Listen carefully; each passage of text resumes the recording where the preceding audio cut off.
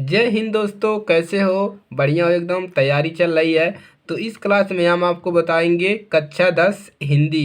हिंदी गद्यांश में आपको किन किन बातों को ध्यान रखना है जब आपको एक पैराग्राफ दिया जाए और उसके नीचे आपको 3 क्वेश्चन दिए जाते हैं। ठीक है, तो मैंने एक क्वेश्चन लिया है चैप्टर नंबर 6 से, अजंता से। ठीक है, तो इसी पर हम डिटेल में चर्चा करेंगे कि बच्चे क्या गलती करते हैं, क्या उनको गलती नहीं करना चाहिए, और आपको 6 नंबर किस प्रकार से आराम से मिलेगा। ठीक है, तो सबसे पहले बात करते हैं।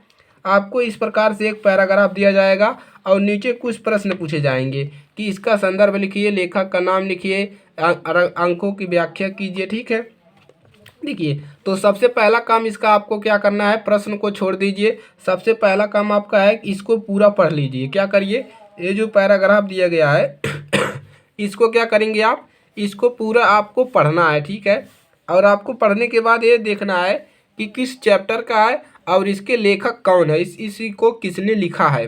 जिंदगी को मौत के पंजों से मुक्त करने कर उसे अमर बनाने के लिए आदमी ने पहाड़ काटा है। इस तरह इंसान की खूबियों की कहानी सदियों बाद आने वाली। तो इसको आप पढ़ेंगे तो आपको अंदाज़ा लग जाएगा कि किस चैप्टर से लिया गया है और इसके लेखक कौन है। ठीक है, पहला काम ये है। तो ये पूछा जाएगा, आपका पहला काम यही कि प्रस्तुत जो गद्यांश है इसका संदर्भ लिखिए और किस पाठ से लिया गया है और इस पाठ के लेखक कौन है। ठीक है, पहला काम ये है, पहला प्रश्न। दूसरा प्रश्न होता है रेखांकित अंश की व्याख्या कीजिए। यानी कि कुछ बच्चे जो होते हैं वो गलती कर देते हैं। ठीक है, क्या करते हैं, यहाँ से लपेट कर यहाँ से पूर्व लिख देते हैं, पूरा का पूरा व्याख्या कर देते हैं। तो यहाँ पर कहा है रेखांकित अंश, यानी कि जिसके नीचे रेखा बना हुआ है केवल उसी का व्याख्या करिए और जो इधर नहीं बना है इसका व्याख्या आपको नहीं करना है। ठीक है, यानी कि यहाँ तक रेखा बना हुआ है, देख सकते हैं आप, तो यहाँ से यहाँ तक करिए, इस नीचे वाले को नहीं करना है। ठीक है, इतना आप लोग को ध्यान रखना है। और एक और क्वेश्चन पूछेगा इसी से रिलेटेड, इसी चैप्टर से रिलेटेड। ठीक है, चलिए अब बात करते हैं आपको कि प्रश्न उत्तर, यानी कि इसका संदर्भ कैसे आपको लिखना है। ठीक है, चलिए तो देखिए संदर्भ आप कैसे लिखेंगे। प्रश्न संख्या डालेंगे, उसके बाद लिखेंगे उत्तर। ठीक है, क्या लिखेंगे, उत्तर, जो भी आपका उत्तर रहेगा। ठीक है, चलिए अब क्या लिखेंगे, सबसे पहले यहाँ पर हेडिंग डालेंगे संदर्भ। ठीक है, क्या लिखेंगे, डालेंगे संदर्भ, एक मोटा सा हेडिंग डालेंगे। तो देखिए काला पेन का और नीले पेन का ही आप लोग क्या करिएगा, यूज कीजिएगा। ठीक है, संदर्भ हमने डाल लिया।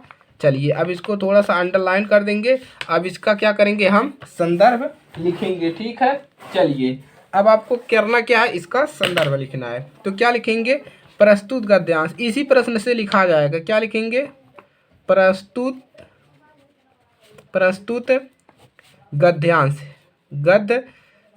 गद्यांश, प्रस्तुत गद्यांश कहाँ से लिखेंगे, प्रस्तुत गद्यांश हमारी पाठ्य पुस्तक, हमारी पाठ्य, प्रस्तुत गद्यांश हमारी पाठ्य पुस्तक, प्रस्तुत गद्यांश हमारी पाठ्य पुस्तक हो गया। कहाँ से, प्रस्तुत गद्यांश हमारी पाठ्य पुस्तक, पाठ्य पुस्तक हिंदी के, लिखेंगे हिंदी, हिंदी के, हिंदी के गद्य खंड, किस खंड का है, गद्य, गद्य खंड, गद्य खंड, गद्य खंड हो जाएगा। गद्य खंड अजंता, किस चैप्टर का है, अजंता चैप्टर का। तो लिखेंगे अजंता, अजंता नामक, अजंता नामक पाठ से लिया गया। क्या लिखेंगे, अजंता नामक पाठ से लिया, अजंता नामक पाठ से लिया गया है, गया है, और इसके लेखक, और इसके लेखक, लेखक बताइए कौन है, इसके लेखक, इसके लेखक भगवत, भगवत शरण, भगवत शरण उपाध्याय जी हैं,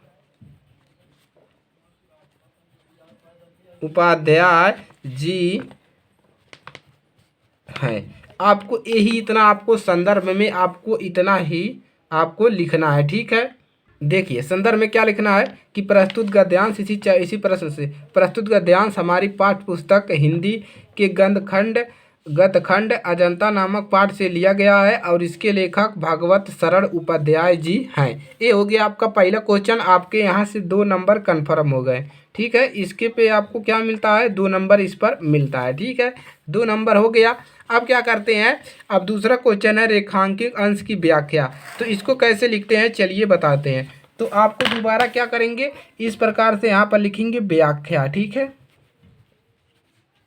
व्याख्या, यहाँ पर व्याख्या हेडिंग डालेंगे और क्या करेंगे, इसको अंडरलाइन कर देंगे और यहाँ पर क्या करेंगे, लिखेंगे। ठीक है, तो व्याख्या अंडरलाइन करेंगे और यहाँ पर इसका रेखांकित अंश का व्याख्या करेंगे। क्या लिखा है, जिंदगी को मौत के पंजों से मुक्त, देखिए यहाँ पर ये दिखाते हैं, जिंदगी के मौत के पंजों से मुक्त कर उसे अमीर बनाने के लिए आदमी ने पहाड़ काटा है। यानी कि मनुष्य का जीवन क्षणभंगुर है, मृत्यु सबको निगल जाती है। मृत्यु से छुटकारा पाने के लिए एक ही उपाय है, वह कि मनुष्य के कुछ ऐसी रचना कर देनी चाहिए। ठीक है, तो इसको आपको लिखना है, कोई समस्या नहीं है, जो भी आपका पूछेगा उसको आपको लिखना है। ठीक है, चलिए उसके बाद एक और क्वेश्चन पूछेगा, 1 या 2 क्वेश्चन पूछ सकता है। यहाँ पर पूछा है वक्त ने आगामी पीढ़ी तक अपनी बातों को पहुँचाने के लिए क्या क्या किया है। तो इस पर आपको, आप अगर आप चैप्टर पढ़े हैं तो आप उत्तर इसका आराम से दे लेंगे। ठीक है, या नीचे भी पूछा है, तो 2 क्वेश्चन आपका इंपॉर्टेंट है, ये अगर आप 2 लिखे हैं तो 4 नंबर मिलेगा और तीसरा उत्तर का आंसर देते हैं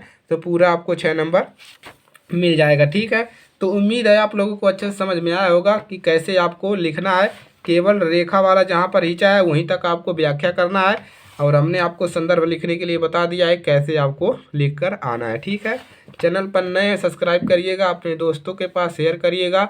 मिलते हैं नेक्स्ट क्लास में, तब तक के लिए जय हिंद, वंदे मातरम।